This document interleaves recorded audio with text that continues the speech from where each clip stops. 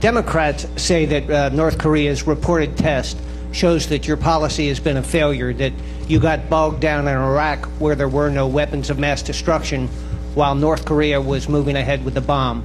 Is your administration to blame for letting North Korea get this far?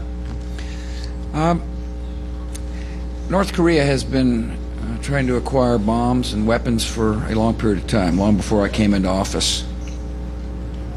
And it's a threat that we've got to take seriously, and we do, of course. In 1994, our government, entered into a bilateral arrangement with the North Koreans that worked to make sure that they don't have the capacity to develop a bomb, and North Korea agreed that there would be no program whatsoever toward the development of a weapon. And yet,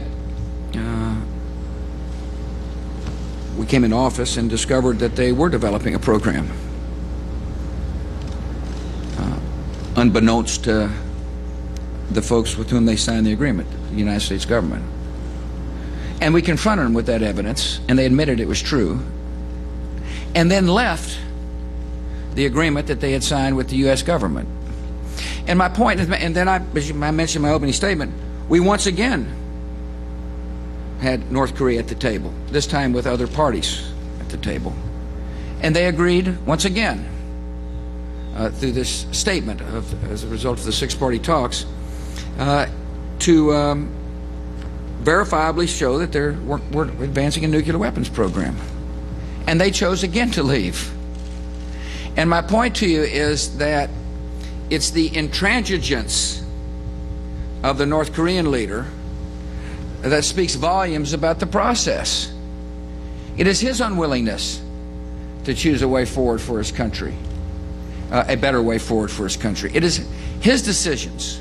And what's changed since then is that we now have other parties at the table who have made it clear to North Korea that they share the same goals of the United States, which is a nuclear weapons-free peninsula. Obviously I'm listening very carefully to this debate.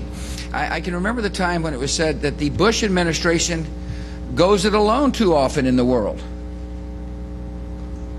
which I always thought was a bogus claim to begin with.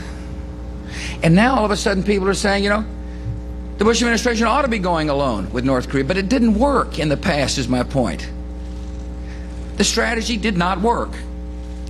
I learned a lesson from that and decided that the best way to convince Kim Jong-il to change his mind on a nuclear weapons program is to have others send the same message. And so in my phone calls that I recently made right after the test, I lamented the fact that he had tested to Hu Jintao, and also lamented the fact that Hu Jintao had publicly asked him not to test.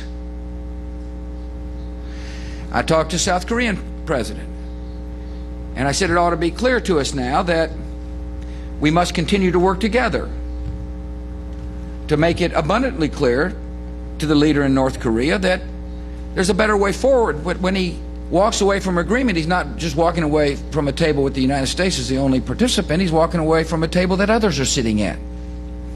And my point to you is, in order to solve this diplomatically, the United States and our partners must have a strong diplomatic hand, and you have a better diplomatic hand with others sending the message than you do when you're alone.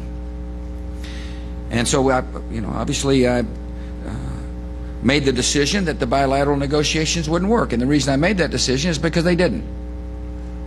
And we'll continue to work to come up with a diplomatic solution in North Korea. It's a serious issue. But I want to remind our fellow citizens that the North Korean issue was serious for years.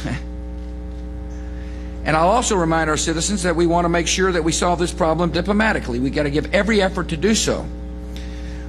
But in my discussions with our partners, I reassured them that the security agreements we have with them will be enforced if need be. And that's in particular to South Korea and Japan. Terry.